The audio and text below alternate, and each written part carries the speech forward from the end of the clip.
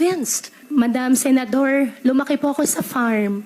Kinulong po ako na tatay ko. Paulit-ulit naman, parang memoryado nyo. Kasi kino-coach ka ng lawyers mo siguro.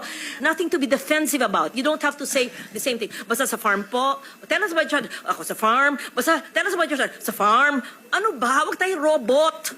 Saan po? Saan pong lugar sa Pilipinas, sa Central Luzon, sa Tarlac o sa Banban? Tarlac po.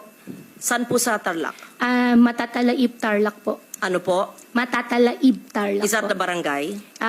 Yes po, nakita ko po dito sa birth certificate ko po. No, you would have recollection of your childhood, right? Can you just give us a recollection of your childhood? Sino po yung best friend nyo? Saan po kayo nag-aral? Kung meron kayong makamag-anak? Recollections of, you're only 38 years old. You will remember your childhood. I mean, I'm double your age, but I would remember my childhood in Malabon. Your childhood.